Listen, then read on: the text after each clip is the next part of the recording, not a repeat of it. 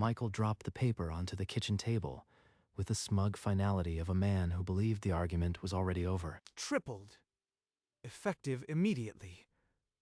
You have 30 days to vacate the apartment. Nancy unfolded the notice with care. The figure printed there was 3 times the rent she'd paid for 12 years. I need this in writing. Proper legal notice, not a kitchen table demand. Writing. Talk to the landlord. That's family, remember? He meant himself, of course. Michael had appointed himself manager of the building their parents left behind. You should have married rich like everyone else. Then you might afford the neighborhood. Nancy placed the notice beside her coffee cup. Her expression remained utterly still. Her gaze drifted to the framed photograph on the shelf. Reeves Manor, the pre-war building that had been her home since before Michael ever called himself manager. Let him think he's winning. He never bothered to check the truth. After Michael left, Nancy didn't cry or call a lawyer.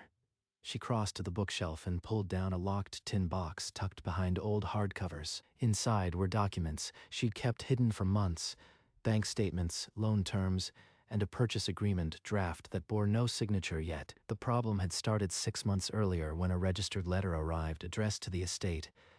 Nancy opened it and found a foreclosure notice on the building's loan. Michael had been collecting rent and pocketing most of it. The loan payments were months behind, and the bank had lost patience. So Nancy had done something Michael never expected. She'd found a way to step into the gap before the estate collapsed completely. She lifted her phone and dialed the number she'd programmed under property manager, Real. Nancy? Is it happening? He gave me 30 days. Tripled the rent and called it family business. Then we stay on track. The walkthrough is scheduled. The trust is airtight. 30 days. Just enough time to let him paint himself into a corner he didn't know existed. The next morning, Michael sat in his office, phone to ear, already spending Nancy's apartment before she'd even left. Yeah.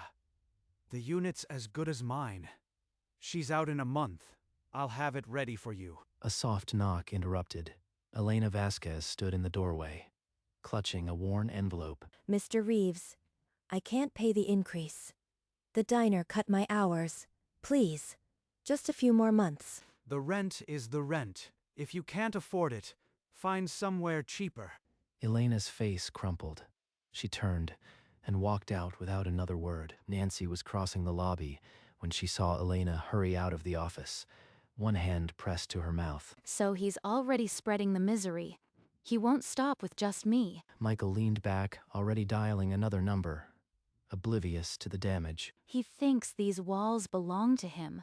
The truth is closer than he knows. Nancy crossed the lobby and touched Elena's arm before she could reach the stairwell. Elena? Sit with me a minute. Tell me what he said. He said the rent is the rent.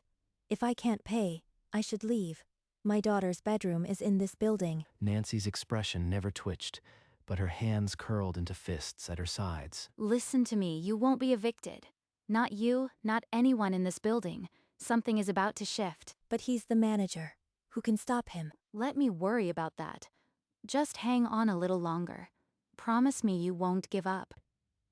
Elena searched her face, then nodded slowly, a fragile hope taking root. After Elena left, Nancy walked to the directory board. The slot under manager read Michael Reeves in engraved letters. Enjoy it while it lasts, brother. Soon that slot will have a different name. 3 days later, a paper slid under Nancy's door. The typed words were short and absolute. 30-day notice is revoked. Vacate premises within 72 hours. Failure to comply will result in immediate removal. You can't just slide threats under my door. I asked for written notice, not an illegal ultimatum. You got your written notice. Family decisions don't come with fancy legal paperwork. This is an illegal eviction attempt. You know it. I know it. A court would laugh you out. Her hand was already in her pocket. The phone recording. What are you going to do? Call a lawyer. With what money? You are broke, Nancy. Start packing. In 3 days, your key won't turn in that lock. She walked out without another word. The recording light was still blinking against her palm. He just handed me everything I need. On tape. That afternoon, Nancy met Linda Park at a quiet coffee shop 3 blocks from the building. The trust is bulletproof. The foreclosure stopped the day the purchase cleared. And Michael still has no idea. He's tripled the rent and posted an illegal 72-hour notice. The more he writes, the more rope he gives us. Let him bury himself. Linda slid a business card across the table. The title read, Property Manager, Reeves Building Trust. We wait, then. The eviction day he gave me is our deadline. That's when you walk through. I'll bring the full team. Routine inspection. All official. He won't dare block a licensed property manager. Good. Keep everything on schedule. I'll handle my brother until then. She left the coffee shop with the faintest smile. The countdown had begun. 15 days left. He'll dig his own grave by then. Michael's campaign spread. He cornered Elena in the stairwell, voice low and venomous. You want to keep your lease? Then you'll tell the other tenants that Nancy is the problem. You have until tomorrow. But she's my neighbor. She helped me. I can't. He didn't let her finish. He walked off, and Elena pressed both hands to her chest, fighting tears. She didn't go to the other tenants. She went straight to Nancy's door and knocked with trembling knuckles. Nancy opened the door to find Elena's face, wet, shoulders shaking. He said if I don't turn everyone against you, we're out by the end of the week. I don't know what to do. You do nothing. He won't have the power to evict anyone soon. I promise you that. Elena wiped her face with her sleeve. For the first time in weeks, something in her eyes unclenched. 10 days. That's all I need to hold this together. 2 days later, a fresh notice appeared on Nancy's door. Taped while she was out. It listed fabricated lease violations, failure to maintain premises, unauthorized occupancy, disturbance of other tenants. Groundless words, but official-looking. Nancy peeled it off the wood, folded it, and added it to a folder already swollen with his escalating threats. Fabricating violations. He's getting desperate. That evening, she walked the halls, stopping at every door. Behind each one, she found the same shaken expressions. They're all terrified. One more push, and some might break. Michael, meanwhile, worked the floors, posting the same false accusations on 3 other units by nightfall. Nancy's evidence binder grew thicker each day. Every notice, every time-stamped photo, every whispered complaint documented. A few more days. Just hold the line. As the eviction deadline approached, the air inside Reeves Manor grew thick with dread. But Nancy moved through it like someone who knew the storm would break her way. The day before the eviction deadline, a moving truck pulled up outside Reeves Manor.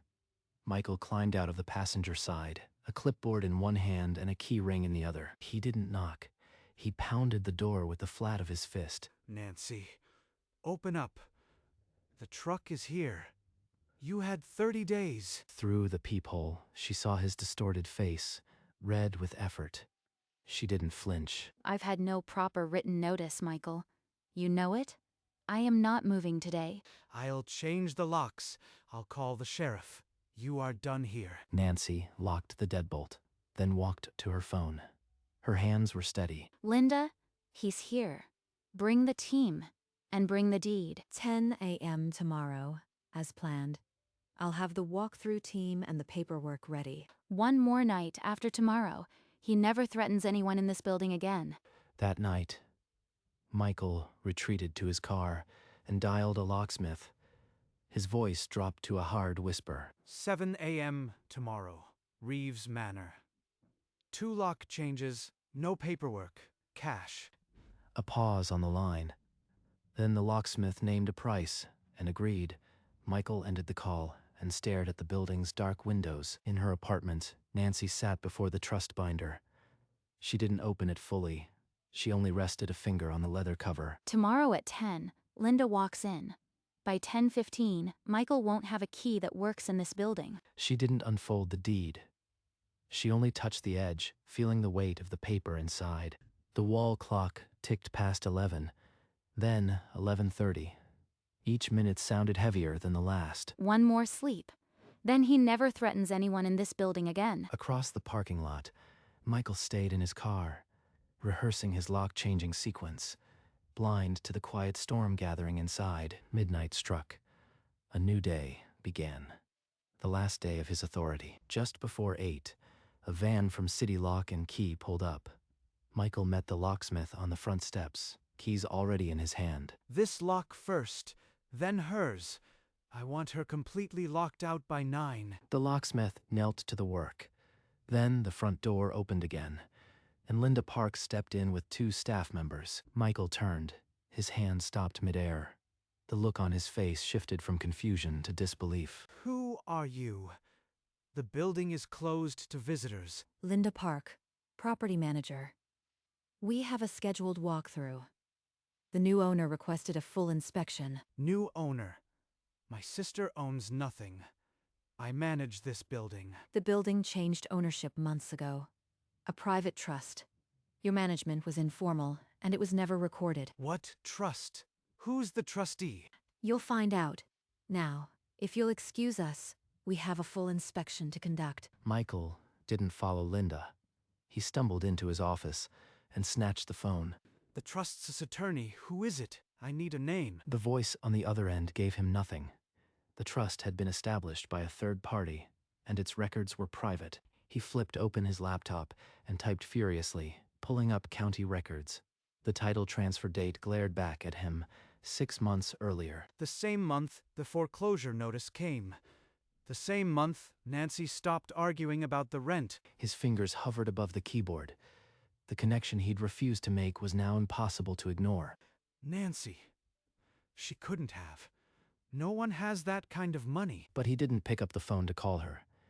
He just stared at the screen, his confidence collapsing. At her window, Nancy watched the locksmith pack up his tools without touching her door.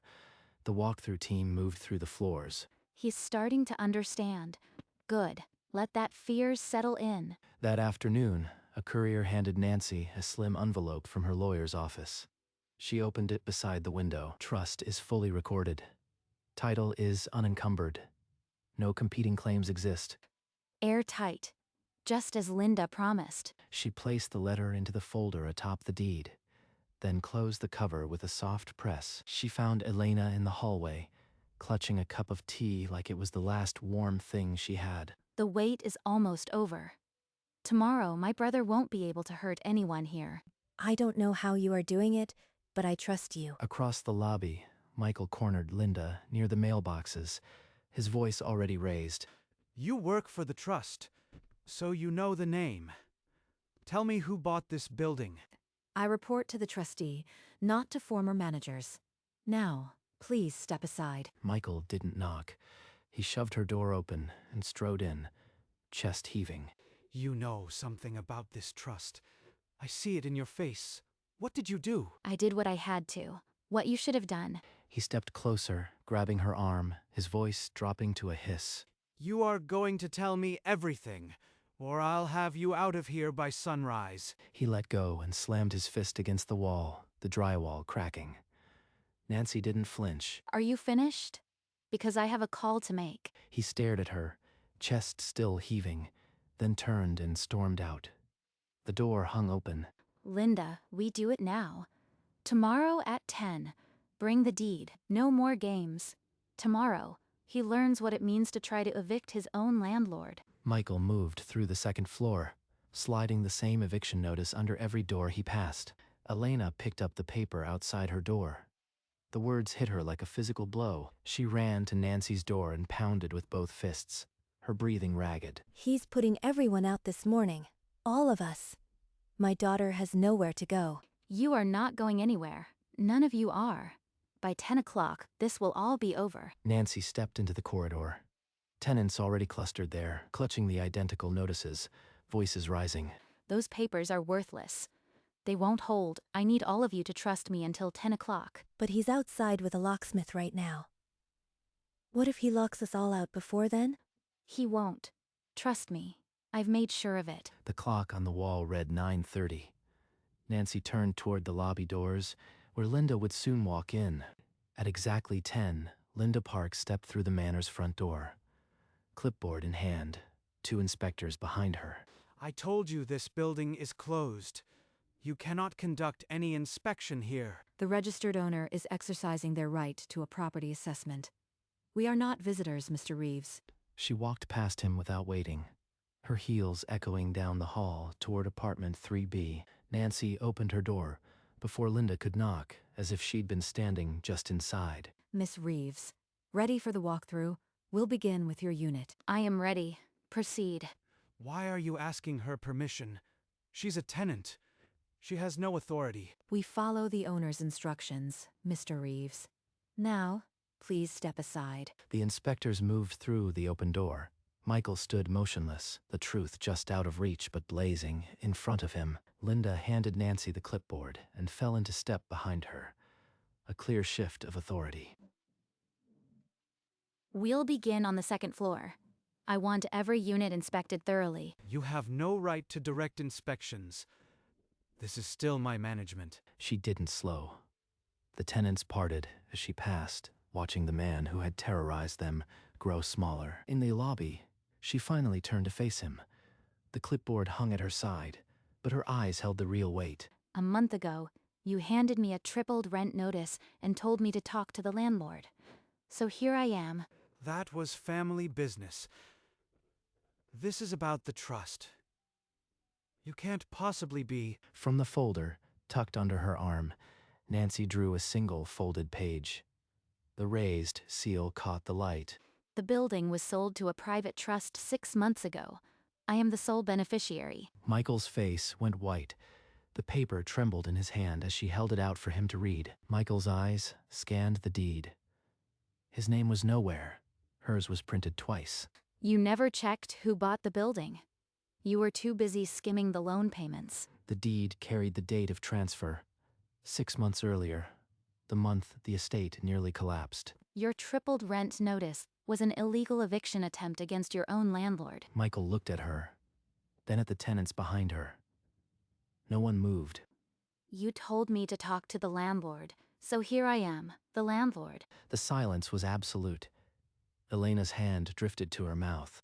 Michael's hand crumpled the edge of the paper. His knuckles were white. No threat came out. No argument. Just the sound of his shallow breath. For the first time in years, Michael Reeves had nothing to say. You gave me 30 days. Now you have 30 days to vacate your unit. He opened his mouth, but she raised one hand. The gesture alone stopped his breath. Linda, restore every tenant's rent to what it was before his increases. I want new leases drawn up today. Understood. The paperwork will be ready by this afternoon. A murmur swept the lobby. Someone clapped a hand over their mouth. Someone else whispered a prayer. Elena stepped forward. Her face was wet, but not with fear. Formal notice will be posted on your door. You have 30 days, Michael. The paper in his hand was a dead thing now. He didn't open it again. The tenants moved closer to Nancy, as if she were a wall they'd finally found in a storm. Reeves Manor exhaled for the first time in months. Nancy walked to Elena and placed a single sheet of paper into her hands. The ink was still warm from the printer. Your new lease. Same rent you paid before my brother ever touched it. Elena read the numbers twice. Her legs gave, and she wrapped her arms around Nancy's neck. My daughter can keep her room. We don't have to go. Other tenants pressed closer. A man in a worn jacket shook Nancy's hand with both of his. Linda's team moved through the crowd, handing out corrected notices like bread after a famine. On the stairs, Michael stood half-hidden. His bag was already over his shoulder. He didn't come down. He turned and climbed toward his unit, the sound of his steps swallowed by the celebration below. Nancy watched him go. Her expression was unreadable, but her hands were finally still. It's done. Now this building can start again. Nancy walked to the directory board. The slot beneath manager had been empty since she'd ordered the walkthrough. She slid a single nameplate into the frame. It read simply, Owner, Nancy Reeves. The engraved letters caught the lobby light. For a moment, no one spoke. Looks right. Nancy didn't answer. She simply stepped back and let the name settle into its new place. The front door opened. Michael carried a cardboard box to the curb, his head down. He didn't look at the directory. He didn't look at the tenants watching him from the lobby windows. The moving truck from the day before was gone. He carried the box himself. Nancy watched from the front step. She didn't wave. She didn't call his name. Behind her, the directory stood changed. The building belonged to someone who had always been there. Nancy climbed the stairs alone. The celebration below softened into a low hum as she opened her apartment door. Through the window, a moving truck idled at the curb. 2 men loaded boxes. Michael stood apart, hands in his pockets, head bowed. She turned from the glass and lifted the framed photograph of Reeves Manor from the shelf. With the sleeve of her sweater, she polished the glass until it shone, then set it back precisely where it belonged. The building is safe now.